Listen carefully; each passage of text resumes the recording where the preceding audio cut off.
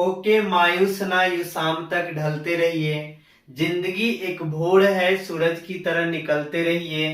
एक पांव पर खड़े रहोगे तो थक जाओगे, धीरे धीरे ही सही यू राह पर चलते रहिए।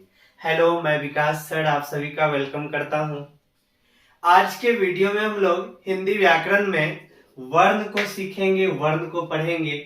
और हिंदी व्याकरण का जो शुरुआत होता है वो हमारा वर्ण से ही होता है। आज के वीडियो में वर्ण के बारे में पूरा जानकारी लेंगे, जिससे एग्जाम में आने वाले सभी क्वेश्चन को आप आसानी से बना सकते हैं। कोई भी क्वेश्चन इस वर्ण से रिलेटेड अगर पूरा वीडियो देखते हैं तो कभी नहीं छूटेगा। तो यहाँ पे हम लोग शुरुआत करते हैं इस वर्ण का। तो वर्ण होता क्या है, हम लोग जान रहे हैं कि जो भी भाषा, कोई भी भाषा अगर हम लोग बोलते हैं या किसी भाषा को अगर लिखते हैं तो इस भाषा का जो सबसे छोटा इकाई होता है, जो मूल इकाई होता है, वही हमारा वर्ण। जो हम भाषा बोल रहे हैं या जो चीज हम लिखते हैं उसका जो सबसे छोटा इकाई। तो यहाँ पे अगर हमसे वर्ण पूछा जाए तो क्या बताएंगे? भाषा की सबसे छोटी इकाई को वर्ण कहते हैं। और वर्ण जो हमारा है वो दो प्रकार का होता है, एक हमारा स्वर वर्ण और दूसरा हमारा व्यंजन वर्ण। यहाँ पे ध्यान रखेंगे, वर्ण कितने प्रकार का? दो प्रकार का। एक हमारा स्वर वर्ण और दूसरा कौन सा? व्यंजन वर्ण। तो यहाँ पे स्वर वर्ण का संख्या कितना है? 11 है, 11 है। और व्यंजन वर्ण का संख्या कितना है? 33 है। अब हम लोग चल रहे स्वर वर्ण किसको कहेंगे?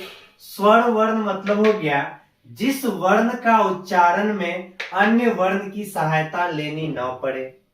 यानी स्वर वर्ण क्या होगा? जिस वर्ण के उच्चारण में, मतलब बोलने के क्रम में किसी अन्य वर्ण का सहायता लेना नहीं पड़ता है, वो हमारा स्वर वर्ण कहलाता है। और स्वर वर्ण का संख्या कितना है? 11 है। स्वर वर्ण का कितना प्रकार? तो स्वर वर्ण का 3 प्रकार होता है, ह्रस्व स्वर, दीर्घ स्वर और प्लुत स्वर। तो यहाँ पे ह्रस्व स्वर किसको कहेंगे? तो ये ह्रस्व स्वर जो है हमारा स्वर्ण वर्ण का प्रकार है। तो यहाँ पे हम लोग बोलेंगे वह स्वर वर्ण जिसके उच्चारण में कम से कम समय लगे, अर्थात एक मात्रा का समय लगे, वो हमारा ह्रस्व स्वर हो जाएगा। जिस स्वर के उच्चारण में कम से कम मात्रा का समय लगे, कम से कम समय लगे यानी एक मात्रा का समय लगे, वो हमारा ह्रस्व स्वर हो जाएगा।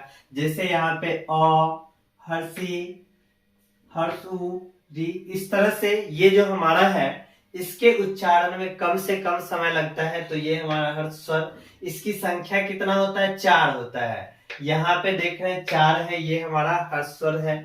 अब हम लोग चल रहे दीर्घ स्वर। दीर्घ स्वर मतलब हो गया कि ह्रस्व स्वर जो है इससे दुगुना समय लगे, यानी 2 मात्रा का समय लगता है, वो हमारा दीर्घ स्वर हो जाएगा। तो दीर्घ स्वर पूछा जाएगा क्या है? तो वैसा स्वर वर्ण जिसके उच्चारण में ह्रस्व स्वर से दुगुना समय लगे, अर्थात 2 मात्रा का समय लगे, वो हमारा दीर्घ स्वर होता है।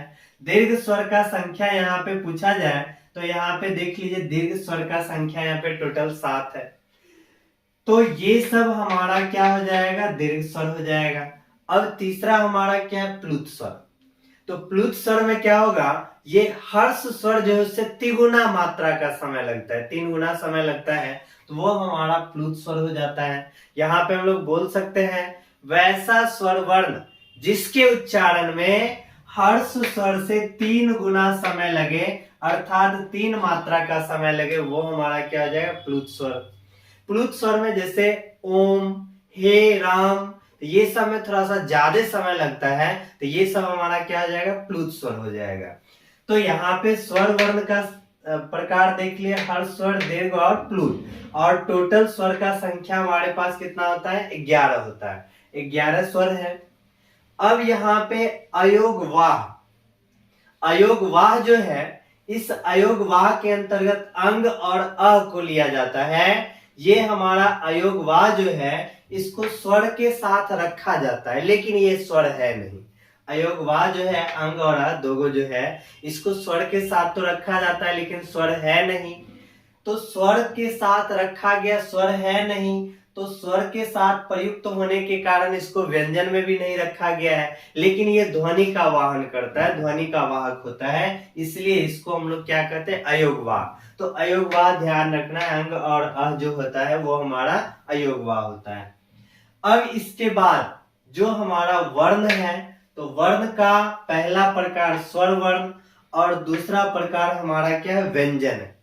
तो वर्ण का दूसरा प्रकार क्या है, व्यंजन है। तो व्यंजन मतलब क्या होता है, व्यंजन मतलब होता है जिसके उच्चारण में स्वर वर्ण का सहायता लेना पड़ता है, वो हमारा व्यंजन वर्ण होता है। स्वर वर्ण किसको कहेंगे, जिसके उच्चारण में किसी भी वर्ण का सहायता लेना नहीं पड़ता है, वो हमारा स्वर वर्ण। लेकिन व्यंजन क्या होता है, इसके उच्चारण में हमको सहायता लेना पड़ता है। जैसे यहाँ पे अगर हम लोग बोलते क, तो अगर हम लोग क बोलते हैं तो क के साथ हमको अ भी बोला जाता है, यानी इसके उच्चारण में हमको हेल्प लेना पड़ता है, सहायता का जरूरी है, तो ये हमारा व्यंजन होता है। व्यंजन का संख्या टोटल कितना है, 33 यानी 33 है। और व्यंजन का प्रकार पूछा जाए तो व्यंजन को 3 प्रकार, स्पर्श व्यंजन, अंतस्थ व्यंजन और उष्ण व्यंजन। तो इस तरह से व्यंजन का कितना प्रकार, 3 प्रकार का होता है। स्पर्श व्यंजन का संख्या 25 है। स्पर्श व्यंजन क्या हो जाएगा, वैसा व्यंजन वर्ण जिसके उच्चारण में श्वास वायु मुख के अलग अलग भागों को स्पर्श करता है, यानी स्पर्श व्यंजन हो गया उच्चारण करते समय यहाँ पे मुख के अलग अलग भागों को स्पर्श करेगा, वो हमारा क्या हो जाएगा, स्पर्श व्यंजन। और स्पर्श व्यंजन का संख्या कितना, 25। इस स्पर्श व्यंजन के अंतर्गत कवर्ग यानी क ख वाला जो पूरा 5 गो है वो हो जाता है, चवर्ग टवर्ग तवर्ग पवर्ग, यानी यहाँ पे जो भी है ये सब हमारा जो होता है स्पर्श व्यंजन होता है। यहाँ पे चवर्ग च छ ज पूरा जो है वो आ जाता है, टवर्ग तवर्ग और पवर्ग, ये सब हमारा किसके अंतर्गत, स्पर्श व्यंजन के अंतर्गत आता है। अब व्यंजन का जो दूसरा प्रकार है वो हमारा अंतस्थ व्यंजन है और इसका संख्या 4 होता है। और ये जो हमारा अंतस्थ व्यंजन होता है ये स्वर तथा व्यंजन के मध्य आता है, मतलब वैसा व्यंजन वर्ण जो स्वर तथा व्यंजन के मध्य में आता है वो हमारा क्या आ जाएगा, अंतस्थ व्यंजन। और इसका संख्या टोटल कितना होता है, 4। य र ल व ये हमारा अंतस्थ व्यंजन है, इसका संख्या कितना आ जाएगा, 4। अब हम लोग पढ़ेंगे उष्ण व्यंजन। उष्ण व्यंजन यानी व्यंजन वर्ण का तीसरा जो प्रकार है उष्ण व्यंजन, यानी इस वर्ण के उच्चारण में मुख से उष्मा उत्पन्न होता है, यानी मुख में घर्षण यानी रगड़ उत्पन्न होता है, तो यहाँ पे ये हमारा उष्ण व्यंजन हो जाएगा। तालम स, मूर्धन स, दंत स, ह, ये सब जिस समय स तो मुख से क्या नहीं उष्मा उत्पन्न होता है, तो ये हमारा जो है उष्ण व्यंजन हो गया, मुख से गर्म वायु निकला, तो ये हमारा किस व्यंजन के अंतर्गत, तो उष्ण व्यंजन के अंतर्गत। और इसका संख्या कितना है, टोटल 4 है। इस तरह से सभी को जोड़ देते हैं तो व्यंजन का संख्या हमारा कितना होता है, 33 यानी 33 हो जाता है। एक हमारा होता है संयुक्त व्यंजन, ये अलग से है। व्यंजन का प्रकार पूछा जाए तो आप यहाँ पे बताओगे 3 होता है, स्पर्श अंतस्थ व्यंजन और उष्ण व्यंजन। ये हमारा संयुक्त व्यंजन है। दो व्यंजनों के मेल से, दो व्यंजन अगर मिला है तो वहां पे हमारा संयुक्त व्यंजन होता है। दो व्यंजन के मिलने से हमारा कौन सा व्यंजन होता है, संयुक्त व्यंजन होता है। अब जैसे यहाँ पे देखो अक्ष लिखा हुआ है, अक्ष लिखा हुआ है, तो यहाँ पे ये अक्ष हमारा जो है क और मूर्धन्य स के मिलने से अक्ष बनता है। तो अक्ष ये हो गया, दो व्यंजन यहाँ पे मिला है तब जाके बना, इसलिए संयुक्त। संयुक्त मतलब होता है मिलना, दो के मिलने से। अब जैसे यहाँ पे त्र है तो यहाँ पे ये जो हमारा त और फिर यहाँ पे र, इस दोनों के मिलने से बना है, तो इस कारण से ये हमारा क्या संयुक्त व्यंजन है। इसी तरह से ये दोनों भी दो व्यंजन के मिलने से बनता है, तो दो व्यंजन के मिलने से जो बना है वो हमारा क्या आ जाएगा, संयुक्त व्यंजन। और इसका संख्या टोटल कितना होता है, 4 होता है, ये चीज ध्यान रखना है। अब इसके बाद जो हमारा व्यंजन वर्ण है प्राण श्वास की मात्रा के अनुसार दो प्रकार का होता है। जो हमारा व्यंजन वर्ण है वो प्राण श्वास की मात्रा के अनुसार कितना भाग, दो भाग में अल्प प्राण और महाप्राण होता है। अल्प प्राण किसको कहेंगे, जिस वर्ण के उच्चारण में श्वास वायु कम मात्रा में बाहर निकलता है अल्प प्राण। अल्प मतलब क्या होता है, कम होता है। श्वास वायु जो है ना कम मात्रा में बाहर निकलेगा वो हमारा अल्प प्राण हो जाएगा। इसका एग्जाम्पल क्या सब हो जाएगा, प्रत्येक वर्ग का पहला तीसरा पांचवा तथा अंतस्थ व्यंजन जो होता है वो अल्प प्राण के अंतर्गत आता है। जैसे यहाँ पे बोला गया है प्रत्येक वर्ग का पहला तीसरा पांचवा तथा अंतस्थ व्यंजन, तो प्रत्येक वर्ग का, जैसे यहाँ पे अगर हमारा कवर्ग है, कवर्ग है तो कवर्ग का पहला हमारा क होता है, इसके बाद दूसरा तो ख होता है, तीसरा यहाँ पे बोला जाए तीसरा हमारा ग हो जाता है, इसके बाद घ और फिर इसके बाद अंग। इस तरह से यहाँ पे पहला हो गया, तीसरा हो गया और पांचवा हो गया। कवर्ग का पहला तीसरा पांचवा ये हमारा अल्प प्राण है। इसी तरह से चवर्ग आएगा, टवर्ग आएगा, तवर्ग आएगा, पवर्ग आएगा। सभी का सभी वर्ग का पहला तीसरा और पांचवा जो होगा वो हमारा अल्प प्राण के अंतर्गत आएगा। इसके अलावा जो हमारा अंतस्थ व्यंजन है, अंतस्थ व्यंजन देखिए यहाँ पे य, र, ल, व, ये सब हमारा किसके अंतर्गत आ जाएगा, अल्प प्राण के अंतर्गत आ जाएगा। अब यहाँ पे हमारा महाप्राण, महाप्राण क्या हो जाएगा, जिस वर्ण के उच्चारण में श्वास वायु अल्प प्राण की तुलना में अधिक निकलता है।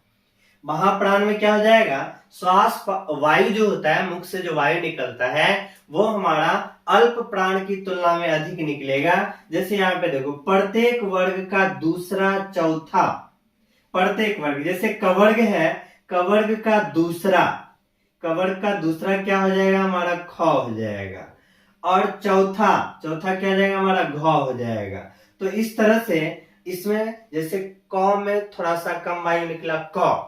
अब जैसे देखिए ख में क्या होता है, ज्यादा वायु निकलता है, इसलिए इसको क्या बोला जाता है, महाप्राण बोला जाता है। और इस महाप्राण के अंतर्गत कौन सा हो जाएगा, जो हमारा प्रत्येक वर्ग है, ये सब जो वर्ग है इसका दूसरा और चौथा, जैसे कवर्ग का दूसरा ख और चौथा क्या है घ, तो ये सभी वर्ग का दूसरा और चौथा इसके अंतर्गत आएगा। इसके साथ साथ उष्म व्यंजन जो होता है, जैसे यहाँ पे उष्म व्यंजन जो हो गया, यहाँ पे तालव स, मूर्धन स, दंत स, ये सब हमारा किसके अंतर्गत आ जाता है, महाप्राण के अंतर्गत आ जाता है। तो इस तरह से श्वास वायु के मात्रा के अनुसार हम लोग अल्प प्राण और महाप्राण यहाँ पे देख लिए हैं। तो यहाँ पे इस तरह से इसको हम लोग उष्म व्यंजन कर देते हैं।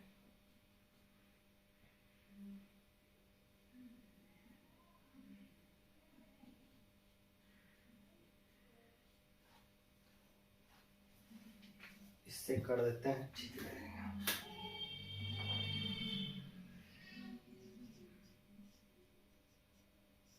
इस तरह से आ गया हमारा। तो इस तरह से हम लोग देख लिए कि महाप्राण का जो है, महाप्राण के अंतर्गत प्रत्येक वर्ग का दूसरा चौथा तथा उष्म व्यंजन जो है वो इसके महाप्राण के अंतर्गत आ जाएगा। अब हम लोग थोड़ा सा आगे चलते हैं।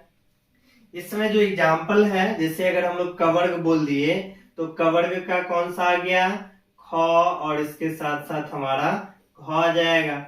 इसमें जो हमारा एग्जाम्पल था, जैसे कवर्ग बोला तो पहला है, तीसरा है और हमारा जो है पांचवा। इस तरह से ये हमारा एग्जाम्पल है, प्रत्येक वर्ग का इसमें आ जाएगा। तो इस तरह से हम लोग देख लिए व्यंजन का प्रकार प्राण श्वास मात्रा के अनुसार हो गया। अब यहाँ पे देखिए जो हमारा वर्ण है, इस वर्ण का जो उच्चारण होता है इसके अनुसार भी इस वर्ण को जो दो भाग में अनुस्वार और अनुनासिक के अनुसार जो है, यहाँ पे अनुस्वार मतलब हो गया जिस वर्ण का उच्चारण केवल नाक से होगा वो हमारा अनुस्वार हो जाएगा।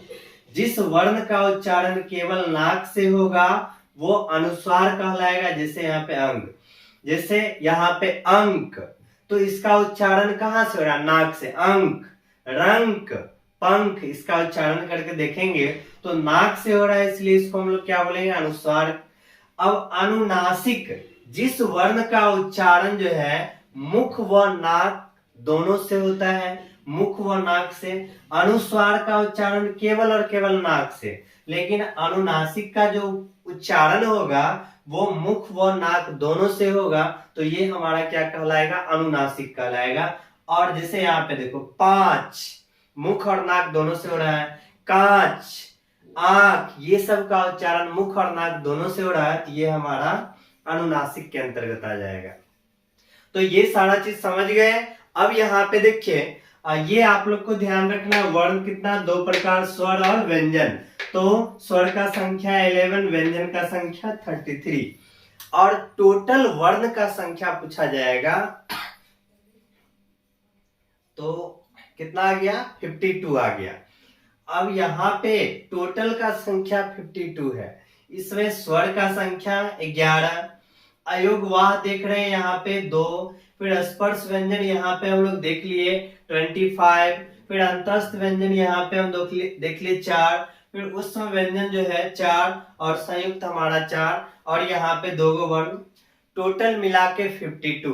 तो इस तरह से वर्ण का संख्या पूछा जाए तो कितना आ जाएगा? 52 हो जाएगा। तो यहाँ पे आप लोग वर्ण को समझ गए। अब हम लोग सीखेंगे वर्ण का जो उच्चारण स्थान होता है वो, उसको हम लोग जानेंगे, क्योंकि उच्चारण स्थान से रिलेटेड भी क्वेश्चन पूछता है, और उच्चारण स्थान से रिलेटेड जो है वो बहुत ही आसान है, इसको भी आसानी से हम लोग सीख सकते हैं, इसको भी सीखेंगे आसानी से। तो फिर इसको मिटाते हैं, चलते हैं हम लोग उस पे। आप लोग इसका पहले स्क्रीनशॉट ले ले, इसके बाद इसको मिटाते हैं। अब हम लोग चलते हैं वर्णों के उच्चारण स्थान पे। तो वर्णों का उच्चारण स्थान भी काफी आसान है। यहाँ पे सिर्फ आप लोग को जो है जिस तरह से सीरियल वाइज लिखे हैं, इस सीरियल वाइज ही आप लोग को ध्यान रखना है। तो यहाँ पे ये हमारा जो वर्णों का उच्चारण स्थान हम लोग सीखेंगे। तो सबसे पहले यहाँ पे आप लोग ये जानिए, जो कंठ है, कंठ है मतलब तो कंठ होता है, इसका तालव्य मतलब तालु हो गया, मूर्धन्य मतलब मूर्धा हो गया, दंत मतलब दांत हो गया, ओष्ठ मतलब हो गया ओठ, ओष्ठ हो गया।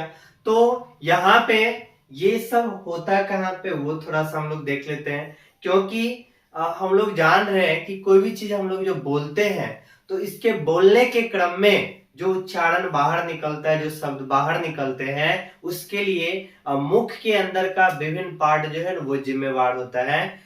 अगर जो व्यक्ति पूरी तरह से गूंगा होता है, देखते रहेगा कि उससे साउंड जो है ना स्पष्ट रूप से नहीं निकलता है। तो यहाँ पे क्योंकि वर्ण के उच्चारण में हमारे मुख के अंदर का जो भाग होता है, जीभ जो होता है, वो विभिन्न जगह पे टच करता है, जिस कारण से कोई भी वर्ण जो है वो हम लोग बोल पाते हैं। तो यहाँ पे कंठ है मतलब हो गया कंठ।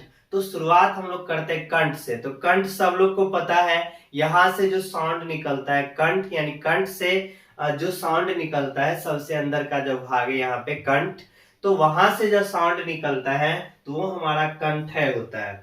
तो कंठय मतलब यहाँ पे आप लोग को ध्यान रखना है, कंठय मतलब क्या हो गया? कंठ। और यहाँ पे तालव्य, तालव्य मतलब हो गया तालु, फिर मूर्धन्य मतलब हो गया मूर्धा,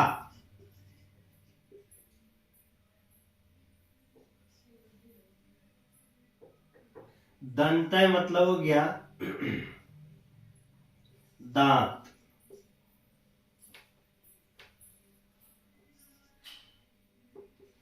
और यहाँ पे ओष्ठय मतलब हो गया ओष्ठ। और फिर यहाँ पे कंठ तालव्य है तो कंठ और तालु हो गया।